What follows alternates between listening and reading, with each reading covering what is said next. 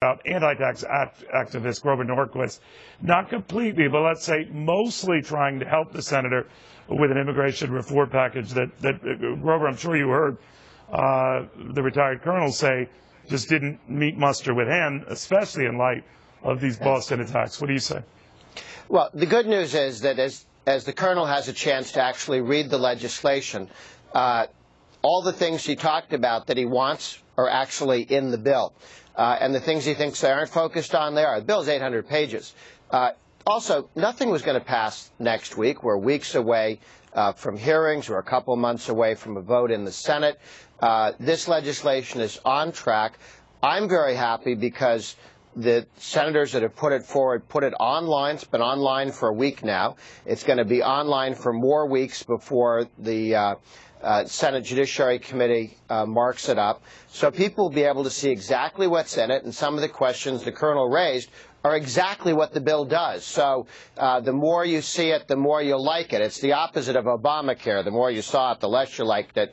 If you're worried about border security, if you're worried about economic growth and how bringing in more talented people, more skilled people, and having a guest worker program, which is the best border security you have. You know the story that we used to arrest 800,000 people at the border in the 40s and 50s. Then when we had a guest worker program, it dropped to less than 50,000 because there was a way for people who came into work to do so. Well, you had the chance then to read it, then. I take it by that you've then found yourself satisfied with the enforcement provisions on our border and to make sure they follow up with that, because that's where Ronald Reagan got hoodwinked in 1986, and even Ronald Reagan later admitted it. So, what makes you so convinced that they're going to do that?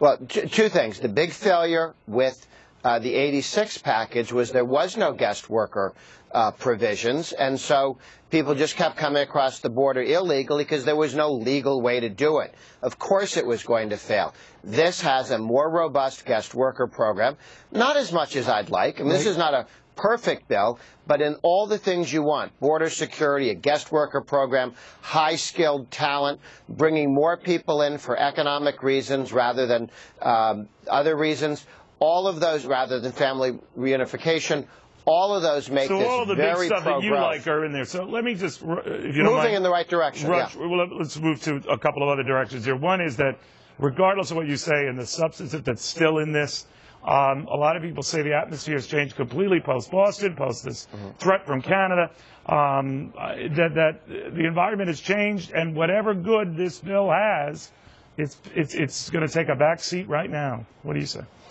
Well, look, whenever there's a crime, you saw this on the shootings, the murders in Connecticut, people who wanted gun control before the shootings tried to exploit that tragedy. The people who are against high-skilled workers coming into this country, all the anti-immigrant groups are against all immigrants, not just some, and they're already trying to exploit these murders in Boston to attack immigration of everybody. I don't think it'll work. The American people are smarter than that. Yes, the FBI should go after bad guys. Evidently, they let some slip through their fingers in the case of Boston. But everything in this bill moves in the right direction for security and the American economy and all the kind of questions you ought to have.